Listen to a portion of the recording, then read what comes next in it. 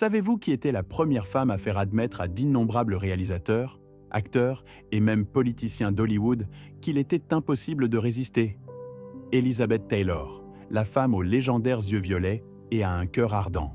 Non seulement une grande star dans son rôle emblématique de Cléopâtre, elle était aussi un symbole de rébellion dans sa vie amoureuse.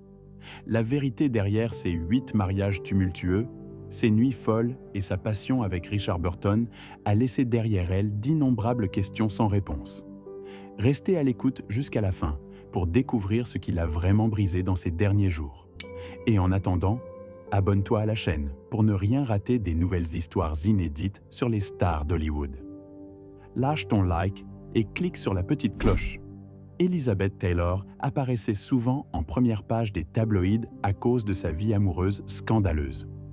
Mais peu de gens savent qu'en dehors des projecteurs, elle était une femme pleine de compassion, d'intelligence et d'une profonde sensibilité à la souffrance des autres. Née en 1932 à Hampstead, en Angleterre, dans une famille américaine, Elizabeth a déménagé avec ses parents en Californie en 1939 pour échapper au bombardement de la Seconde Guerre mondiale. Sa mère, Sarah Southern, avait été une actrice de Broadway bien connue. Des rumeurs circulaient selon lesquelles Sarah avait une relation romantique avec le magnate de MGM, Lewis B. Mayer. Pourtant, alors que sa mère pouvait être douce et diplomate, Elizabeth était tout le contraire. Dès son jeune âge, elle a révélé une personnalité audacieuse et franche, ne cachant jamais son mépris pour Mayer, qu'elle voyait comme arrogant, autoritaire et cruel. Taylor a un jour plaisanté en disant qu'il ressemblait à un pingouin maladroit qui ne faisait que écraser ceux qui étaient en dessous de lui. Me puis courant avec du vin et de l'autocompassion pour conquérir le siège. La carrière d'actrice d'Elizabeth Taylor a commencé très tôt. À seulement 12 ans, elle a joué dans National Velvet. C'est sur ce plateau qu'un accident lui a laissé des cicatrices physiques et émotionnelles à vie. King Charles, le cheval habituellement si doux avec Taylor, l'a soudainement jeté au sol, lui causant une grave blessure au dos. Pourtant, Elizabeth n'a ressenti aucun ressentiment. Elle a même demandé à garder King Charles après la fin du tournage, montrant sa capacité à pardonner même quand elle était celle qui avait souffert. Pourtant, cette blessure a jeté une longue ombre, la forçant à lutter contre la douleur chronique pendant des décennies. Ces années d'adolescence ont été tout sauf calmes. Une fois, après que Mayer ait insulté sa mère, la jeune Elizabeth a levé le menton haut et a répliqué avec défi qu'il et tout son studio pouvaient aller en enfer. L'éclat l'a forcée à présenter des excuses, mais Elizabeth a catégoriquement refusé. Cette audace et cet esprit ardent l'ont fait grandir rapidement, mais ont également alimenté des rumeurs choquantes. Certains biographes ont même affirmé qu'Elizabeth avait eu une brève relation avec Ronald Reagan, alors acteur de 36 ans, alors qu'elle était encore bien trop jeune. Bien que l'histoire reste non vérifiée, elle ajoute une couche de drame à la vie déjà controversée de la légende du cinéma. En 1950, Taylor est entrée dans le mariage pour la première fois avec Conrad Hilton Jr., héritier de l'empire hôtelier Hilton. Derrière le mariage somptueux, qui semblait être un conte de fées, se cachaient des réalités sombres. De nombreux historiens croient que MGM a orchestré le mariage pour booster la célébrité de la jeune star. Ils ont tout organisé. La robe de mariée extravagante, la robe de nuit de la nuit de noces, même une campagne médiatique à grande échelle. Mais une fois les portes fermées, c'était un cauchemar. Hilton était un alcoolique, un joueur, et même abusif envers Taylor. Après seulement 3 mois, le mariage s'est terminé dans la misère, laissant des cicatrices émotionnelles profondes. Au lieu de sympathie, Elizabeth a été forcée par MGM de jouer dans Love is Better Than Ever comme une forme de punition pour avoir quitté son mari. Et Hilton n'était pas le seul à essayer de la traiter comme une marchandise. Howard Hughes, le réalisateur excentrique et inventeur riche, a un jour offert à ses parents une somme d'argent incroyable simplement pour l'épouser. Mais Elizabeth était assez sage pour refuser sa proposition, refusant de se laisser échanger comme une propriété et affirmant fermement sa propre valeur et son indépendance. Son prochain mari était Michael Wilding, un acteur anglais de 20 ans son aîné. Au début, le mariage a donné à Elizabeth un sentiment de paix. Ils ont eu 2 fils ensemble et semblaient être une famille heureuse. Mais cette paix s'est rapidement brisée lorsque Taylor a découvert que Wilding organisait fréquemment des fêtes de piscine décadentes, invitant de jeunes femmes pour s'amuser. Encore une fois, elle a été forcée de faire face à la trahison et à l'effondrement de son mariage. Pourtant, ce n'était pas le seul scandale entourant leur union. La chroniqueuse de potins à la langue acérée, Etta Hopper, a affirmé que Wilding cachait un secret à sa nouvelle épouse, qu'il était en fait attiré par les hommes. Hopper a insinué que Wilding et son ami proche Stuart avaient une relation qui allait au-delà de l'amitié. Même ainsi, Taylor et Wilding ont poursuivi leur mariage. Mais cela n'a pas empêché Hopper de publier de nombreux articles laissant entendre que Wilding flirterait toujours ailleurs. James Dean, le jeune homme qui incarnait l'esprit de rébellion d'Hollywood, a été emporté bien trop tôt, laissant les fans le cœur brisé. Mais personne ne pleura plus profondément qu'Elizabeth Taylor. Lorsque l'accident de voiture a coûté la vie à Dean, Taylor était sur le plateau avec lui et Rock Hudson en train de tourner Giant. La nouvelle dévastatrice a plongé toute l'équipe dans le silence. Pourtant, le réalisateur George Stevens, froid et inflexible, a forcé Taylor, qui était déjà en train de se noyer dans le chagrin, à tourner immédiatement une scène de réaction destinée à une séquence avec Dean. Elle était dévastée, enragée, et a porté ce ressentiment pour le reste de sa vie, ne pardonnant jamais à Stevens une telle cruauté. Peu de temps après, un autre homme étroitement lié à Taylor a fait face à une tragédie. Montgomery Clift, le sensible acteur principal et l'un de ses amis les plus chers, a assisté à contre-cœur à une fête chez Taylor malgré son malaise. Sur le chemin du retour, Clift s'est endormi au volant et a percuté un arbre. Horrifiée, Elizabeth s'est précipitée sur les lieux, le berçant dans un moment de vie ou de mort jusqu'à l'arrivée de l'ambulance. Clift a survécu, mais son visage a été définitivement défiguré. Il a sombré dans les antidouleurs, un comportement erratique et un rejet éventuel par Hollywood. Alors que d'autres se détournaient, Taylor est restée ferme. Elle a exigé avec force que les studios castent Clift à ses côtés, offrant même son propre salaire comme garantie. Mais le destin était impitoyable. Clift est mort à seulement 45 ans avant que sa chance de véritable retour ne puisse jamais arriver. Les pertes continuaient de s'accumuler. Pourtant, Elizabeth continuait à chercher le bonheur. En 1957, après avoir divorcé de Michael Wilding, elle est entrée dans son 3e mariage avec le producteur Mike Todd. Contrairement au romantisme tranquille de Clift, Todd était bruyant, extravagant, un véritable showman. Il a organisé certains des événements les plus ostentatoires imaginables. Pour l'anniversaire d'Elizabeth, il a loué le Madison Square Garden, invité 18 000 invités, et même fait diffuser l'événement en direct sur CBS. Pour Todd, l'amour était incomplet sans des cadeaux somptueux, des diamants et des chaînes en or. La presse a rapidement qualifié Taylor de chercheuse d'or. Mais en réalité, leur relation était loin d'être facile. Une fois, lorsque Taylor, Todd et Debbie Reynolds sont sortis ensemble, Reynolds a été stupéfaite de voir le couple dans une dispute animée.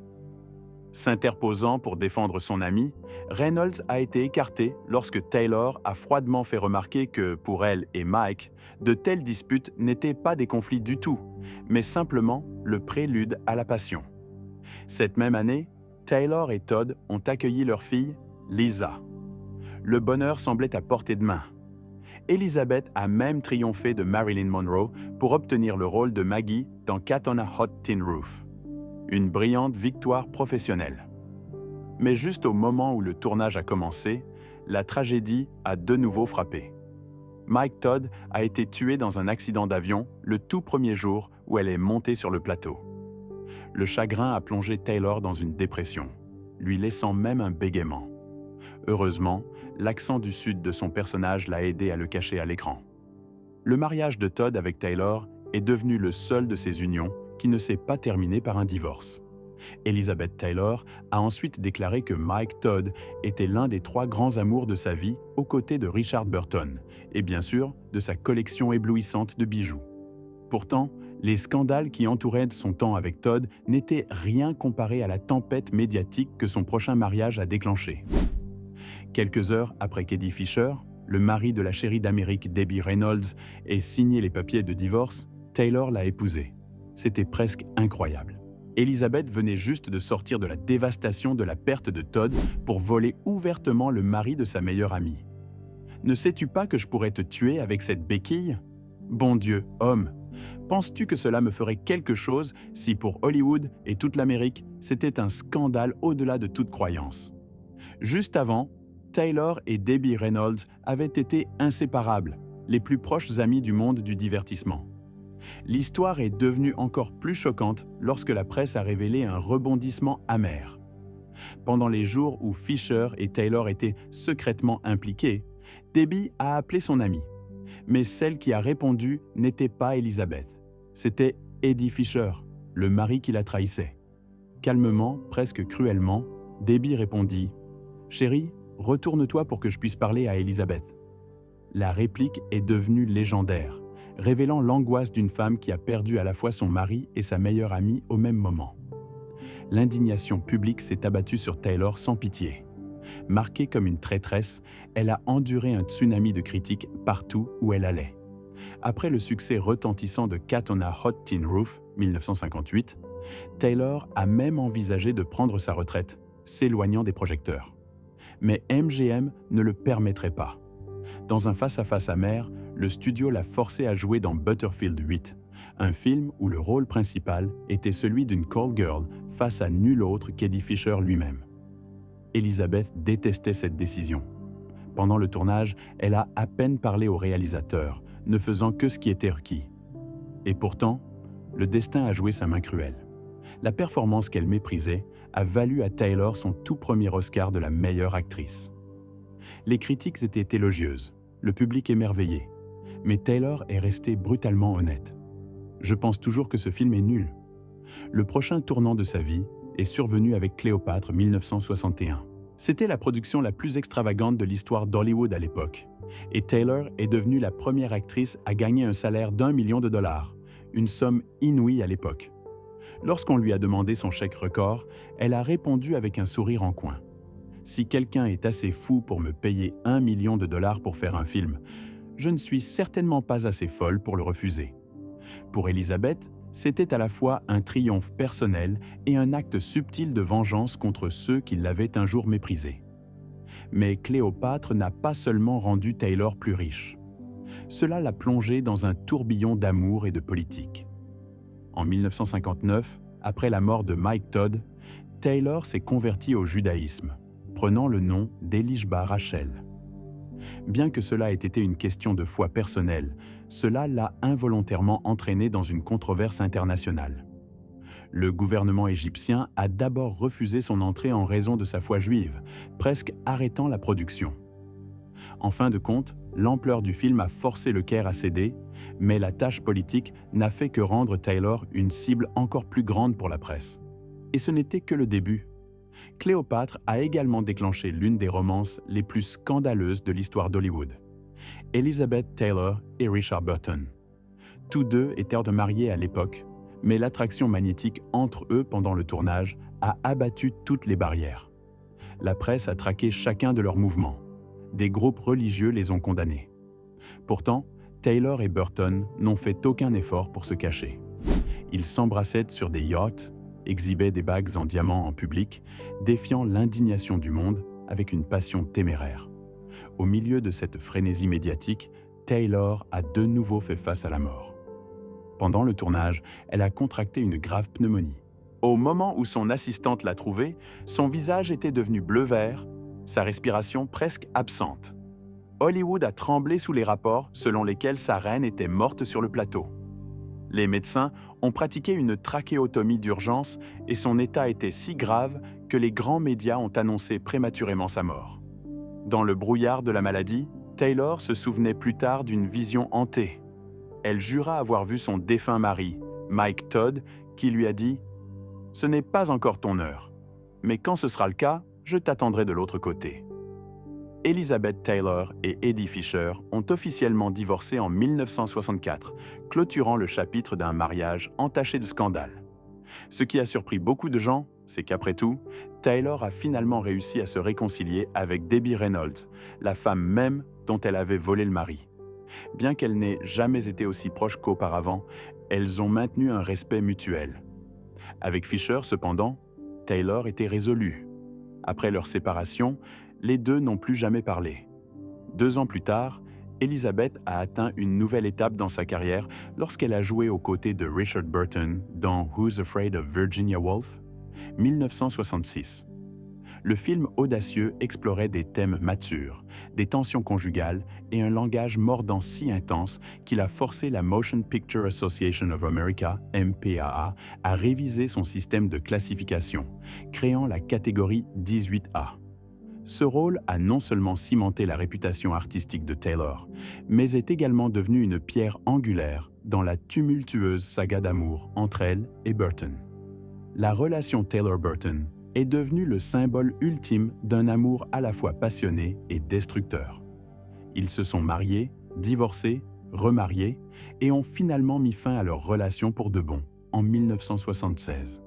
Pendant leur romance enflammée, Burton a offert à Taylor un incroyable diamant de 69 carats. La pierre, assurée pour $1 million, ne pouvait être portée par Taylor que pendant 30 jours chaque année.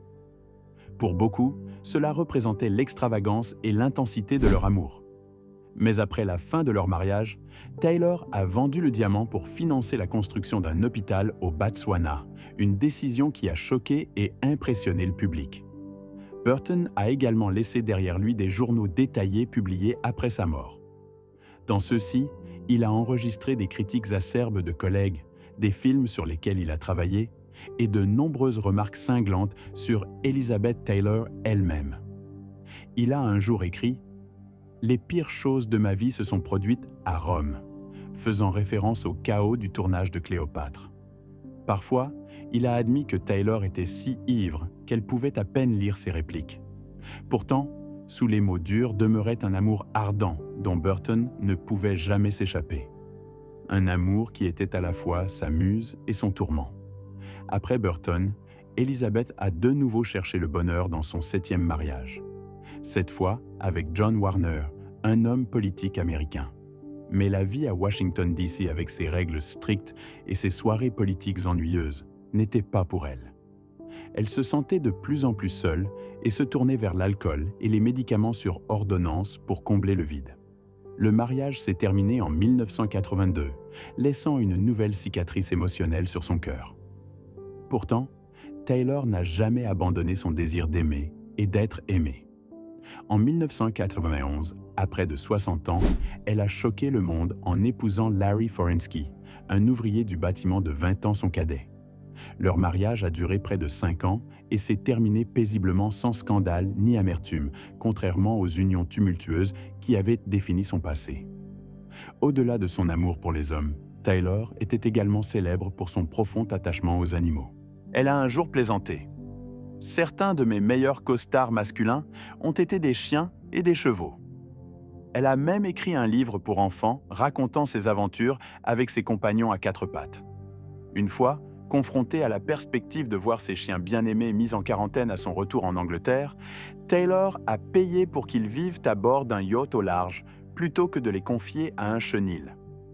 Ce geste était à la fois controversé et typiquement Taylor dans son extravagance. Aux côtés de son style de vie somptueux, ce sont les yeux de Taylor qui ont toujours captivé le public. Avec leur teinte apparemment violette, elle semblait posséder l'une des couleurs d'yeux les plus rares qui existent, supposément seulement 1% de la population. En vérité, ses yeux étaient bleus. Une utilisation astucieuse du maquillage et des astuces d'éclairage par son équipe de relations publiques leur donnait cet éclat violet surnaturel. Même si ce n'était pas vraiment violet, son regard était suffisamment puissant pour devenir une légende cinématographique. D'un point de vue médical, ses yeux étaient encore plus inhabituels. Taylor portait une mutation génétique FXC2 qui lui donnait une rangée supplémentaire de cils. Cette double ligne de cils ajoutait à son charme irrésistible, bien qu'elle posait également des risques car les cils excédentaires courbaient parfois vers l'intérieur et égratignaient sa cornée. Au-delà de ses nombreux mariages, Taylor a également eu des romances éphémères, avec de nombreuses figures célèbres. Parmi eux se trouvaient des icônes d'Hollywood et culturelles telles que l'animateur d'Unsolved Mysteries Robert Stack, l'acteur spirituel Peter Ustinov, la star de l'écran Mickey Rooney, le journaliste Carl Bernstein qui a aidé à exposer le scandale du Watergate et la légende du glam rock David Bowie. Mais en 1985, un événement a changé Elizabeth pour toujours. Son confident de longue date, Rock Hudson, est mort du sida. La nouvelle dévastatrice lui a non seulement volé un cher ami, mais a également propulsé Taylor dans un combat social que peu d'artistes osaient affronter à l'époque. Elle est devenue une voix pionnière dans la sensibilisation et le financement de la recherche sur le sida. Avec ses collègues, Taylor a cofondé la American Foundation for AIDS Research, AMFAR. En un peu plus d'une décennie, d'ici 1997, AMFAR avait levé plus de 83 millions de dollars, une somme stupéfiante qui prouvait à la fois l'influence de Taylor et sa détermination.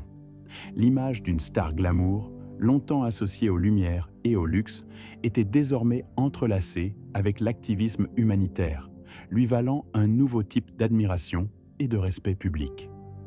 Dans ces dernières années, Taylor a fait face à une réalité plus dure que n'importe quel scénario qu'elle avait jamais interprété.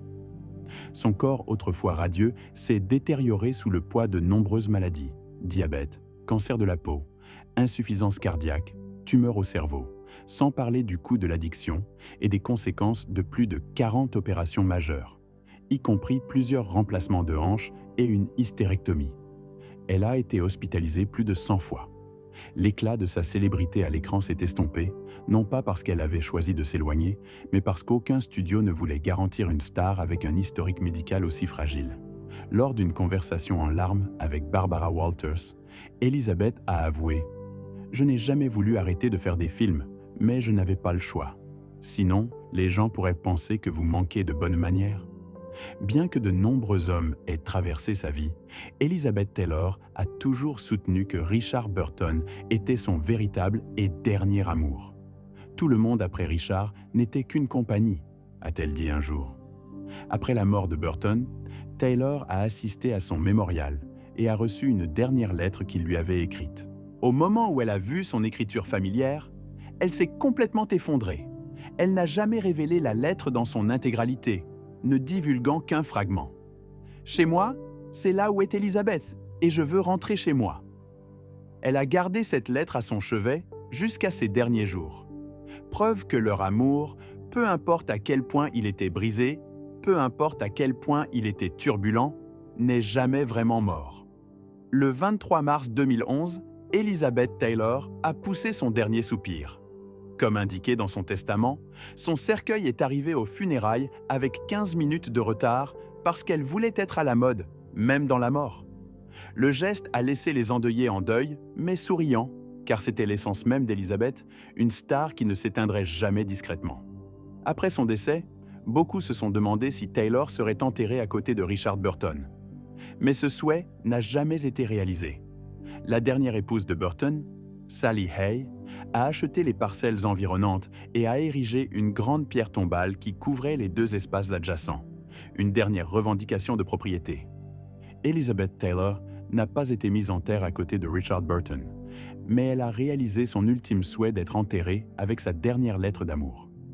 À l'intérieur de son cercueil orné se trouvait non pas le diamant de 69 carats, ni un château, ni la gloire d'Hollywood, mais quelques lignes manuscrites de l'homme qui l'avait fait vivre, aimer et souffrir aux extrêmes.